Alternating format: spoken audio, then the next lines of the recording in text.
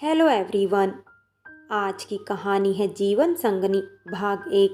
कहानी अगर अच्छी लगे तो लाइक करें, शेयर करें और प्यार भरी कहानी चैनल को सब्सक्राइब करें। सावन का महीना, बारिश की बूंदें धरती को अपने आलिंगन में ले रही थी। जंगल में मोर, पपीहे, कोयल की आवाजें कानों में मिश्री खोल रही है। किसी की पायल की आवाज सिंगला जी के बगीचे से आ रही है। झन झन की झनकार, मोरनी सी बल खाती, गज गामनी, मृग नैनी वो बलबीर सिंगला की मंझली बेटी और हमारी कहानी की नायिका आरती है। सिंगला जी का भरा पूरा परिवार है। घर में उनकी माँ कृष्णा देवी, उनकी पत्नी सरोज, उनका छोटा भाई राजेश, उसकी पत्नी साधना और 2 बेटे आकाश, राहुल और उनकी अपनी 3 बेटियां पूजा, आरती और भावना। पूजा का रंग थोड़ा सांवला था, इसलिए आए दिन उसकी दादी उसे ताना मारा करती थी। 2-3 रिश्ते वाले भी नकार चुके हैं। आरती हमेशा उसे समझाती। पूजा शास्त्रीय नृत्य करती थी और अपना शास्त्रीय विद्यालय भी चलाती थी। आरती डॉक्टर बनने की तैयारी कर रही थी। वहीं छोटी बेटी भावना अभी कॉलेज में थी। 2 हफ्ते बाद पूजा एक प्रतियोगिता में हिस्सा लेने वाली है और वहां आने वाले हैं अभिनव जी। अभिनव जी अखिल नृत्य परिषद के अध्यक्ष के बड़े बेटे थे।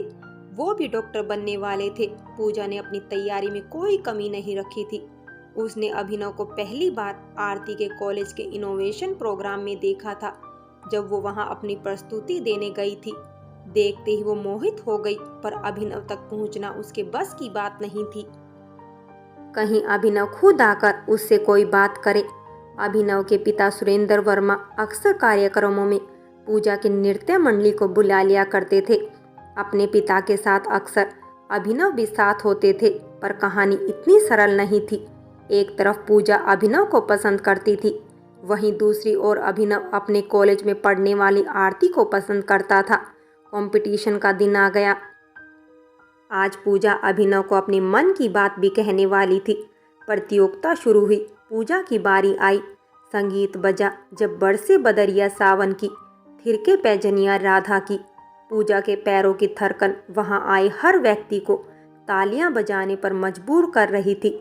उसकी सुंदरता को देख कई लोग तारीफ करने को विवश थे। मनमोहन जी ने भी जब ट्रॉफी जीतने पर बधाई दी तो उसकी तारीफ में कमी नहीं की।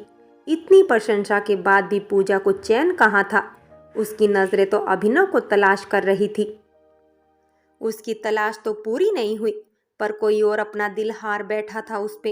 एक लंबा सुडौल और चंचल सा व्यक्ति उसके आगे बढ़ते हुए बोला, आप बहुत सुंदर हैं, क्या आपके साथ एक कॉफी पीने का मौका मिलेगा?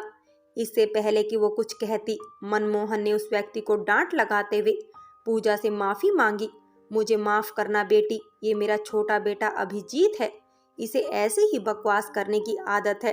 पूजा ने मुस्कुराते हुए कहा, कोई बात नहीं, मुझे इनकी बात बुरी नहीं लगी। वो वापस लौटने लगी। फिर मन में सोचा कि शायद इसी बहाने वो अभिनव के करीब जा सकेगी। वो पीछे मुड़कर अभिजीत को हाँ कहना चाहती थी, पर लाज ने रोक लिया। वो आगे कदम बढ़ाने को हुई। अभिजीत ने अचानक आगे से आके फिर रोक लिया। माना कि आप अप्सरा सी सुंदर है, बहुत अच्छी नर्तकी हैं, पर एक कप कॉफी पीने में तो कोई गुनाह नहीं होगा। पूजा ने अच्छा मौका देखा, बोली, आप इतना और इस तरह से मनाएंगे तो हम मना कैसे कर पाएंगे?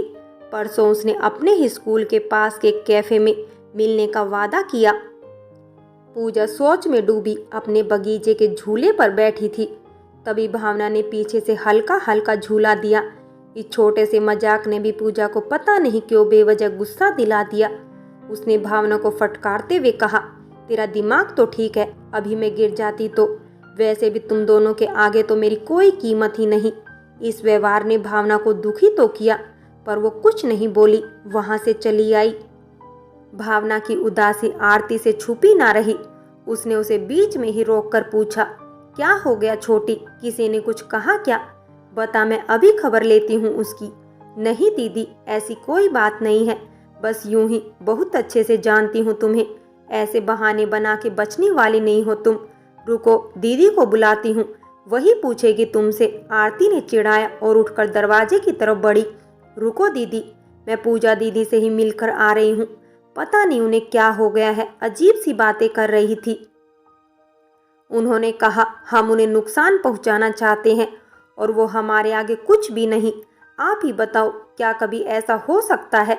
नहीं पगली, ऐसा कभी नहीं हो सकता। शायद वो परेशान होगी इसलिए ऐसा कह दिया होगा। तुम तो जानती ही हो वो हमसे कितना प्यार करती है ना? आप ठीक ही कह रही हो। मैं भी यूं ही पता नहीं क्या क्या सोचती रहती हूँ। अच्छा दीदी, मैं रीमा के घर जा रही हूँ, आप चलोगी? नहीं, तुम जाओ, मुझे कल के प्रैक्टिकल की तैयारी करनी है। और हाँ, माँ को बताकर जाना। बाय कहकर भावना वहाँ से चली गई अपनी सहेली के घर और आरती अपने काम में फिर से लग गई। थोड़ी ही देर में पूजा कमरे में आई और ये देखते हुए कि आरती पढ़ रही है, उसने जानबूझकर रेडियो चला दिया। पहले तो आरती थोड़ा झुंझलाई, फिर पूजा की तरफ मुड़ के बोली, दीदी मैं पढ़ रही हूँ। पूजा ने उसकी बात को अनसुना कर दिया। आरती अपनी कुर्सी से उठकर पूजा के पास आ गई और उसका हाथ अपने हाथ में लेते हुए बोली, क्या हुआ दीदी, कोई बात है क्या?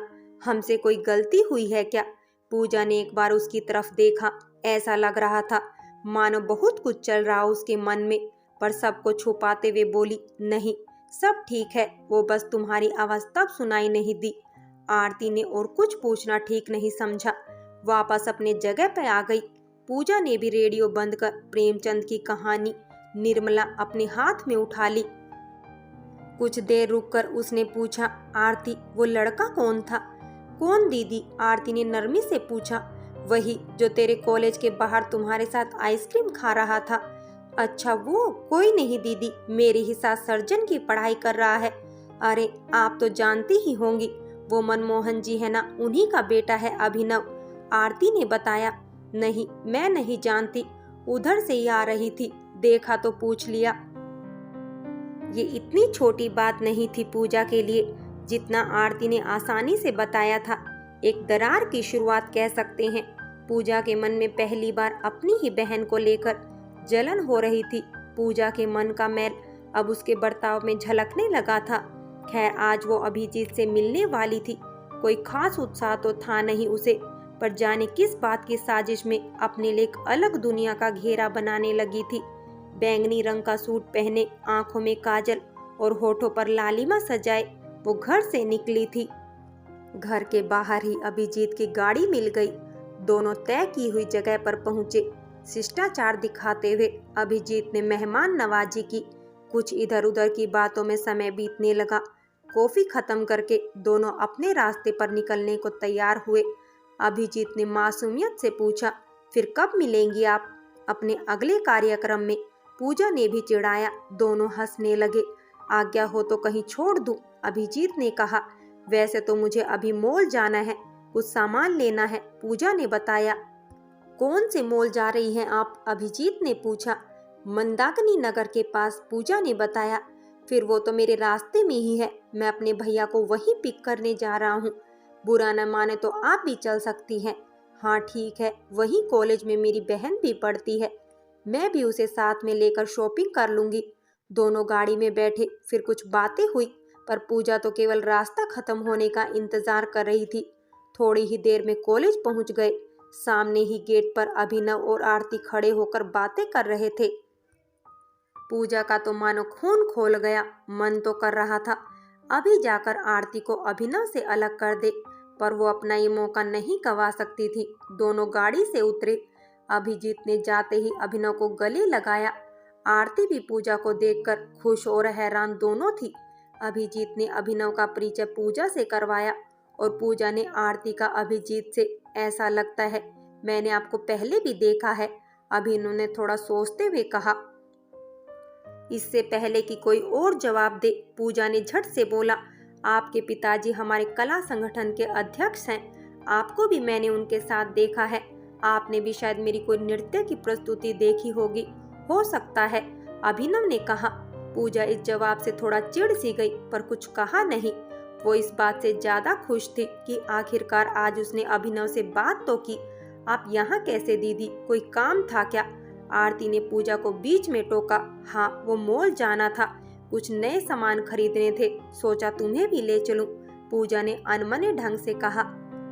ठीक है फिर चलते हैं, आरती ने कहा। अभिजीत और अभिनव को विदा करने के बाद दोनों ने कुछ खरीदारी की और घर लौट आए। पूजा का मन अभी भी वहीं गेट के बाहर ही ठहरा हुआ था। कॉलेज के बाहर हुए थोड़ी सी बातचीत ने पूजा के मन में उत्साह और एक जलन का घर बना दिया था। आरती और पूजा घर आ गई।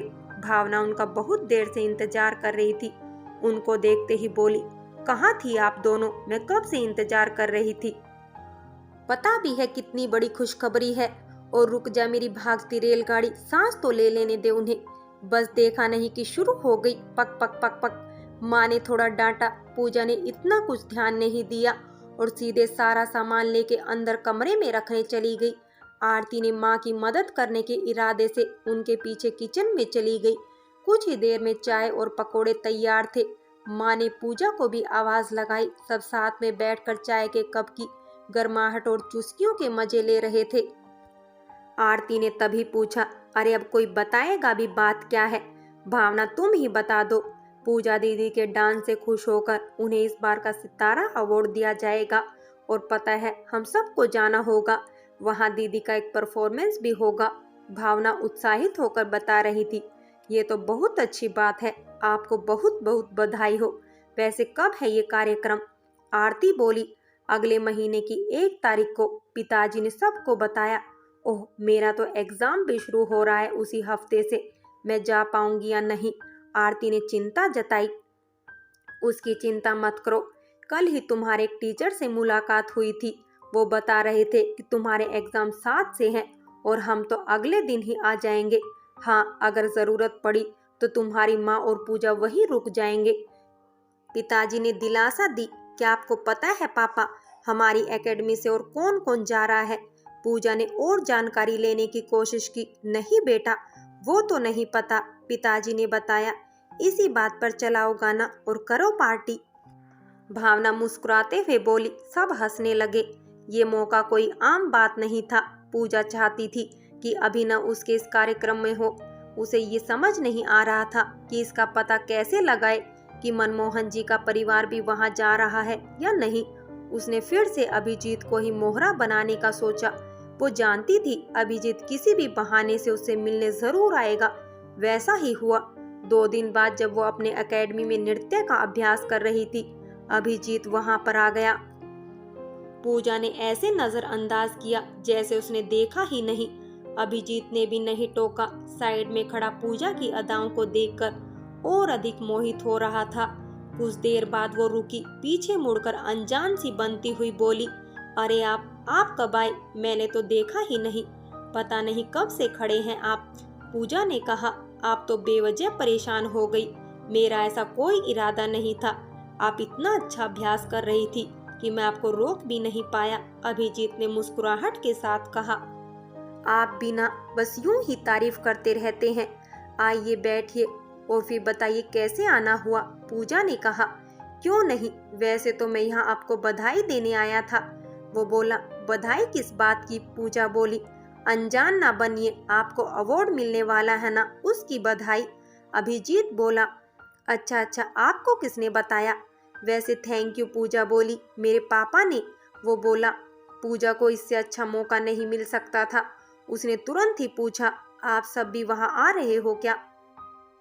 मेरा तो बड़ा मन है, पर भैया का एग्जाम है और पापा को किसी जरूरी काम से बाहर जाना है, तो अभी नहीं बता सकता। अभिजीत बोला, ओ, पर अगर आना हुआ तो क्या आप आओगे? पूजा ने निश्चित होने के लिए पूछा। हाँ शायद। अच्छा, मुझे थोड़ा जल्दी जाना है, फिर मिलता हूँ। बाय, अभिजीत बोला। बाय, पूजा ने जवाब दिया। भले ही अभिजीत पूजा को पूरी तरह निश्चित तो नहीं कर पाया था, पर एक और नई उम्मीद दे गया था। और ये उम्मीद पूरी होगी या नहीं, ये तो उसी दिन पता चलेगा। पूजा अपनी तैयारियों में और मन से लग गई थी। फ्रेंड्स, बाकी की कहानी अगले भाग में देखें और अगर कहानी अच्छी लगी हो तो लाइक करें, शेयर करें और प्यार भरी कहानी चैनल को सब्सक्राइब करें।